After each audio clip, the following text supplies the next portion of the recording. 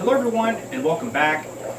If you're not subscribed to this channel and you really enjoy seeing shrimp and everything shrimp related, be sure to hit that subscribe button because that is what this channel is all about. And in this video I'm going to go over some of the selective breeding that I've decided to do on my 20-gallon long over here, which was absolutely packed full of shrimp. I think there was around 400 or 500 shrimp, and there was all different kinds from pintos to blue steels.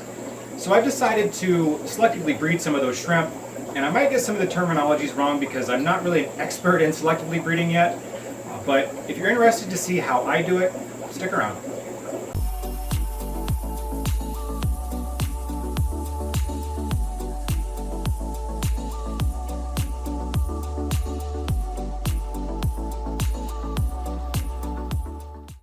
I wanted to start off with my 20-gallon long, which is this tank right here.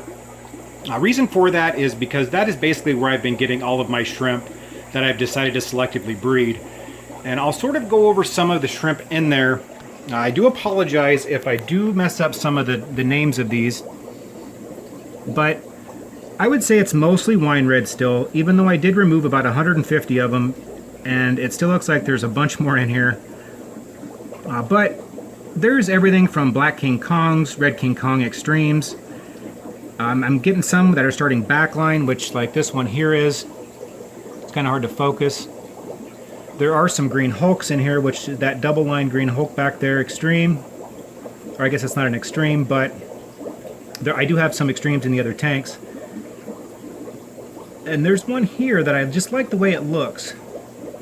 So I decided to leave her in there and see if I can get a few babies, and maybe I can get some cool patterns or something different from her.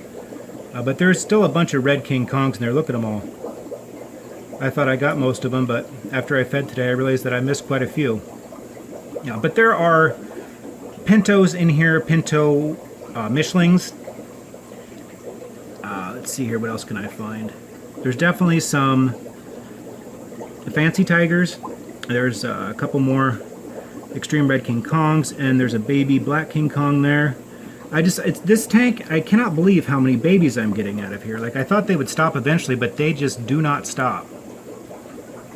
So that is why I've decided to set up another tank, and I've also been pulling shrimp out of here left and right, trying to get caught up and trying to stay on top of this because I'd let it go for too long and there was like 500 shrimp in here. But now I'm going to move on to the next tank, and I'll talk a little bit about that.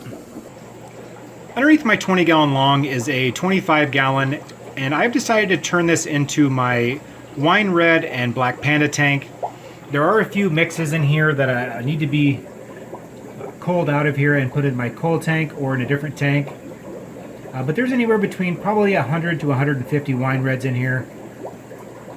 This tank's been doing pretty well as far as seeing some buried in here. I think there's probably at least 5 or 6 that I've seen today that are buried.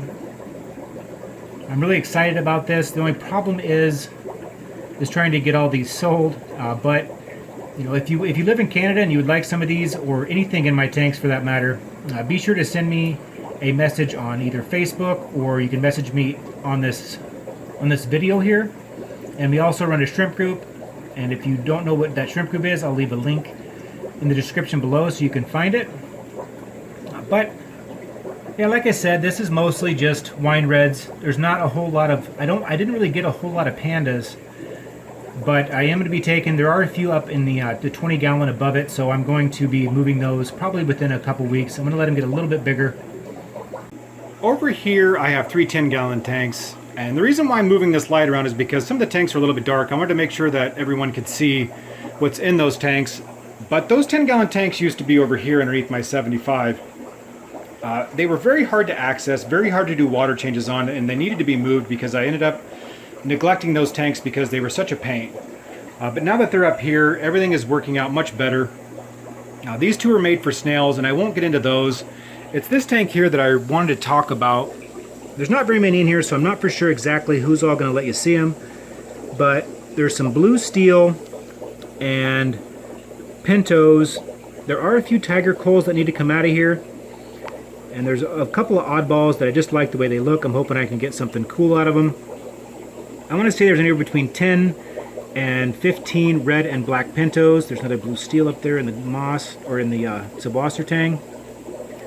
But that's just about it for this tank. There's really not much to see as I just moved these probably about a week ago. This one here is my crystal red shrimp tank, but below it is another tank that I've decided to start selectively breeding. And I'm going to take a seat so the camera might shake just a little bit. But this is kind of my new favorite tank. It's got so many cool things in it. It's got a tang tie in here who's buried right now.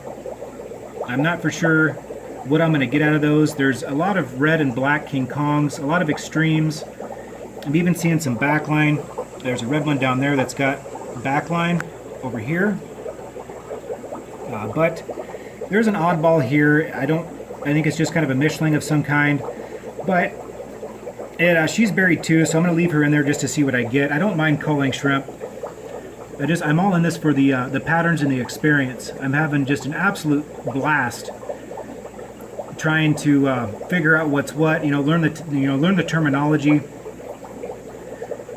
But I want to say there's anywhere between 30 to 40 extremes, and maybe another 10 or 15 that have one stripe, some with two. I'm trying to find. Oh yeah, there's also some green Hulk extremes in here. Right there, and right there.